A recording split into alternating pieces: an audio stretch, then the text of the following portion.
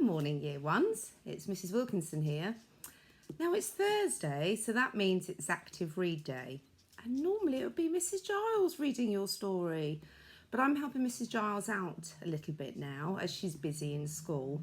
So I'm going to do some reading to you of your book. Now, when I was a little girl, the Enid Blyton books and all the series were my favourite books as well. So I'm so excited to be able to read them to you. So I'm going to go and get a cup of tea, make myself comfortable, and we'll start on the next chapter. Okay, we're on chapter 10, The Battle of the Bears.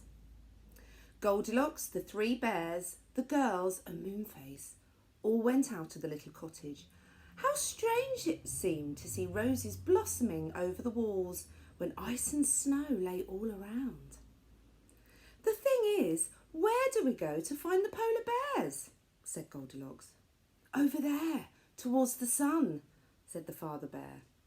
Beth and Franny were surprised to see both the moon and the sun shining in the sky.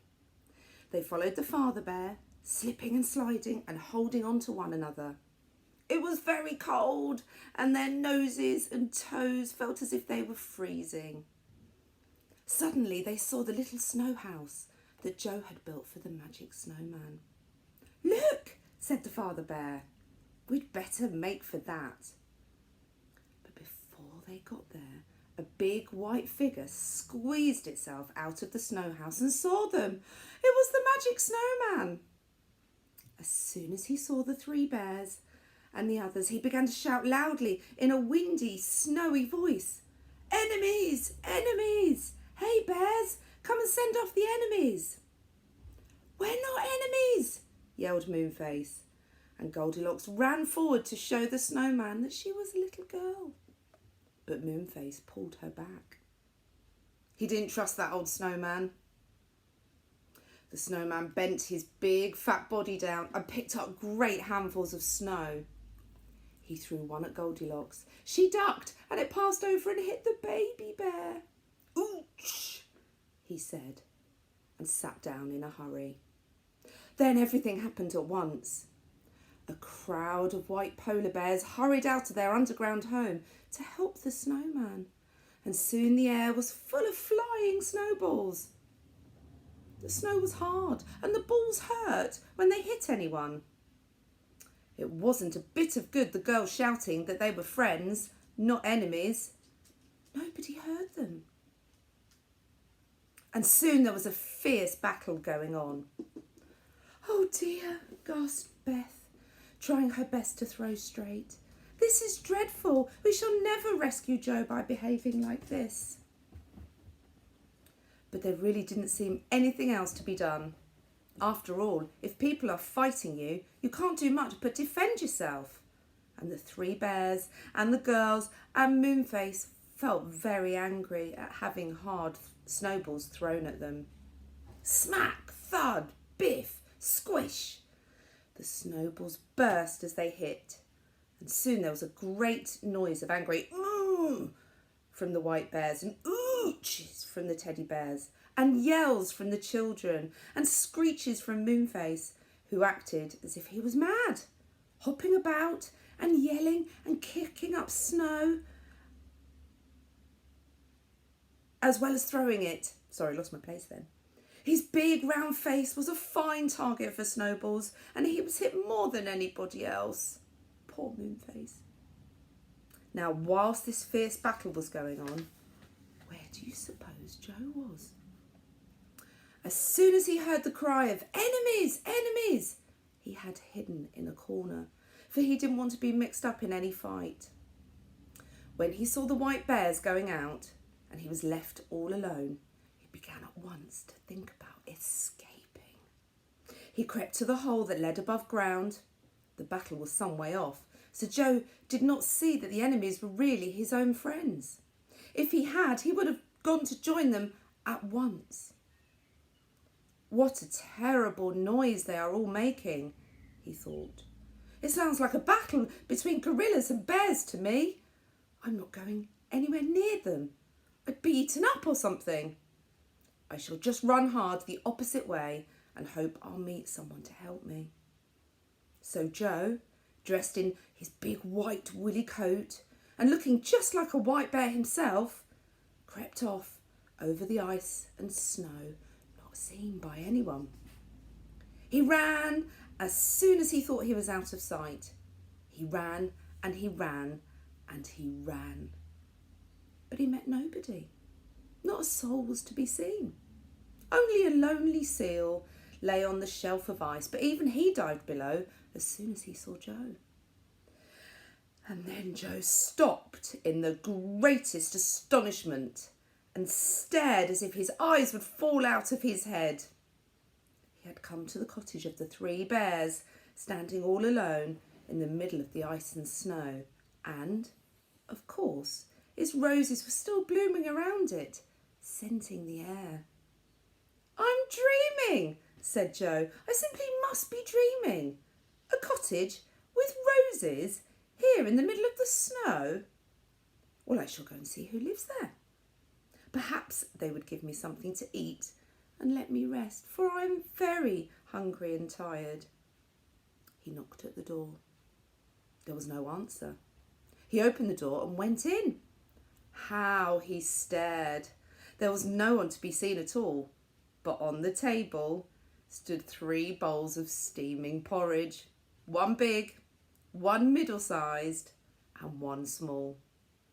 It was rather dark, so Joe lit a big candle on the table. Then he sank down into the biggest chair, but it was far too big, and he got up again. He sat down in the next size chair, but that was too piled up with cushions, and he got up to sit in the smallest chair. That was just right. And as Joe settled down comfortably, but alas, his weight was too much for him, and the chair broke to bits beneath him. He looked at the delicious porridge. He tasted the porridge in the biggest bowl. It was much too hot and burnt his tongue. He tasted the next bowl, but that was far too sweet. But when he tasted the porridge in the little bowl, guess what? It was just right. So Joe ate it all up. Then he felt so sleepy that he thought he really must rest. So he went into the bedroom and lay down on the biggest bed. But it was far too big. So he tried the middle-sized one. And that was too soft and went down in the middle. So Joe lay down on the cot. Guess what? It was so small and warm and comfortable that he fell fast asleep. All this time the snowball battle was going on. The snowman was so big and the polar bears were so fierce that very soon the 3 bears, the children and Moonface were driven backwards. Then a snowstorm blew up and the snow fell so thickly that it was quite impossible to see anything. Moonface called out in alarm, "Bears! Goldilocks! Beth! Franny! Take hold of each other's hands at once and don't let go. One of us might easily be lost in the storm." Everyone at once took hands. The snow blew into their faces and they could see nothing. Bending forwards, they began to walk carefully away from the white bears, who had stopped fighting now and were trying to find out where their enemies were. "Don't shout or anything," said Moonface. "We don't want the white bears to hear us in case they take us prisoners. They might not listen to the 3 bears. Move off and we'll look for some sort of shelter till this storm is over." They were all very miserable. They were cold, rather frightened and quite lost. They stumbled over the snow, keeping hold of one another's hands firmly. They went on, and suddenly Goldilocks shook off Moonface's hand and pointed in front of them. "A light!" she said in astonishment. Everyone stopped. Do you know what it was? I say, it's our cottage!" shrieked the baby bear in surprise and delight. "But who's inside? Someone must have lit the candle." They all stared at the lighted window. Who was inside the cottage? Could the magic snowman have found it? Or the polar bears? Was it an enemy inside or a friend? Woo! Blew the wind, and the snowflakes fell thickly on everyone as they stood there wondering. Ooh, shivered Moonface. We shall get dreadful cold standing out here in the snow. Let's go in and find out who's there. So the father bear opened the door, and one by one they all trooped in, looking round the empty room, half afraid. You know who it is, don't you? Okay, well, that was a great chapter. Very exciting, very fierce battle. So I'm going to ask you some questions about this chapter now, which will be on the website in the usual place under Active Learning. And I hope you enjoyed that, and I will read the next chapter to you next week. You may have noticed there was a surprise guest in this video. You might see another one behind me. They feature quite often in my videos. Okay, until next week, year ones. Bye for now.